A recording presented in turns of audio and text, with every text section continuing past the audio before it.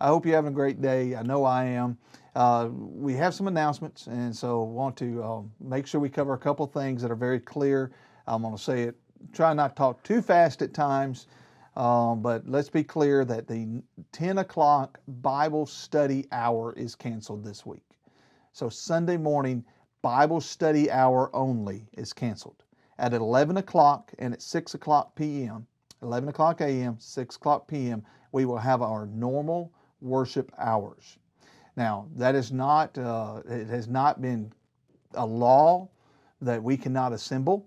Even in Alabama, the law, let's be clear, was passed saying that you need to maintain a 6-foot distance from people. Now, we have gone to great pains to make sure we can do that here, even though our law has not told us we have to do that. That was Alabama's law. But we are trying to be as supportive on preventive measures as we possibly can. And so we are going to have several things Sunday that will be different. But let's also understand we are going to worship, because that is what we have done for years. That's what God has expected. And we're going to do that. And so God's law is supreme. And I asked a couple people earlier, I said, look, if we're going to die Tuesday, for whatever reason, maybe it's a heart attack, maybe it's a car wreck, but if I was going to die this Tuesday, where would I want to be on Sunday? Would I want to stand before God on Judgment Day and say, oh, you know, God, I was really wanting to support the government? Not me. Well, God, you know, I know what you expect of us as your children, and we call Sunday your day, but you know, I was really scared of a sickness. No, I would rather stand before my God knowing that I've worshiped Him the way that I always have. And let me throw another one out there at you, is that, you know, when we think about our worship to God and our praise to Him, isn't a time like this all the more reason to? Now, I know what people say, well, I can worship from my home, and possibly so, but remember, the church is the assembly. It is the coming together. And even in the case of 1 Corinthians, in which they have cited about meeting in early homes, the reason Aquila and Priscilla had laid their lives on the, it says their necks were laid on the line, is because they were allowing the church to assemble in their home. And so the church here at Milestone will continue to assemble on Sundays. I appreciate our elders and their stand that they take on that. But with that being said, let's talk about some changes. I already mentioned Bible study hours canceled, but worship service will be on. We ask that you do not congregate in the foyer. We're not going to put out a paper bulletin. We are removing all the items for you to look at on the wall and those places there to try and discourage you from going to hang out in the foyer like we normally do. Instead, we'd ask that you go ahead and go and find a seat in the auditorium. And then those seats, we have actually measured them off and given you kind of reference markers. They're little blue pieces of tape every foot, so that you can kind of see what is 6-foot distance. And for your safety, we ask that each household, and for other people's safety, each household make sure that you are 6 feet from somebody else in the auditorium. Now, this could present some challenges, we realize, and so what we have done is we have added an extra row of chairs at the front of the auditorium that's 6 feet from the front row. We have also added a row in the back of the auditorium, along with the pews that are normally on the stage. They're actually in the corners. Now, help us think about this, because if you come in as a single person, please don't just plop yourself down in the middle of a pew, making it where nobody else can sit there.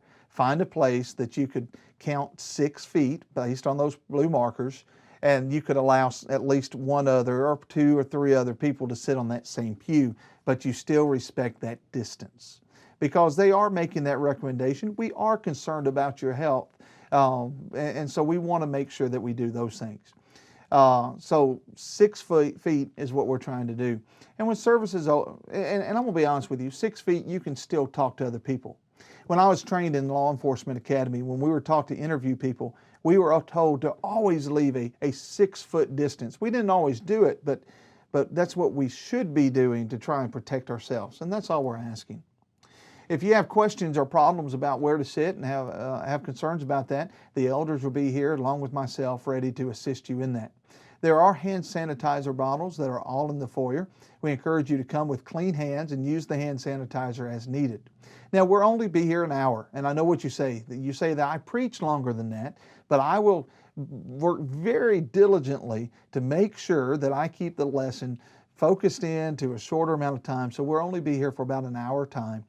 And we'll make sure that you're able to leave. With that in mind, we would like to limit how much the bathrooms are used. Certainly they will be open. There'll be cans of Lysol that are in there so that you can spray things down, and we encourage you to wash your hands. But let's try and limit that. The other thing we ask that you don't do is don't go in the kitchen area. Communion will have been prepared and be kept in that location instead, so that we can make sure that it stays away and uncontaminated. Gloves and masks are being used as they prepare that, and we will have a way that I'm about to describe to make sure that it is done in a sanitary way. So please do not go into the kitchen area. Between Sunday morning and Sunday night worship services, we have arranged for everything to be sanitized and cleaned so that when you come in again, it'll be ready. Now, with all that said, let's talk about the communion. Now, when it comes to the communion, it could be a challenge, and I know many places have allowed where you just pick up a cup packet when you come in. There's a couple challenges with that. One, they are sold out of those cup packets everywhere I've looked. Secondly, sometimes they can be difficult to use. Thirdly, if we just put a pile of things out for people to pick up, then what happens if somebody sneezes or coughs or contaminates that area? So what we'd like for you to do is go to the area where you're going to be sitting that's already clean, it's sanitized, you don't have to worry anything about that area, and you find a seat. When it comes time for the Lord's Supper, I will direct our minds with some instructions at that time for anybody that might not see this. And those that are going to be serving the communion, if you're already scheduled to serve, don't worry. We already have some other people that are going to take care of that we have trained on how we want this done. So the normal assignments will not be this week.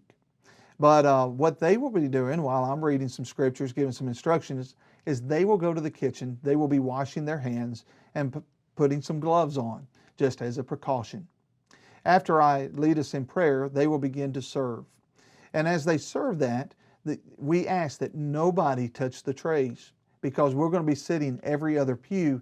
They will be able to walk through there. They will hand you a cup.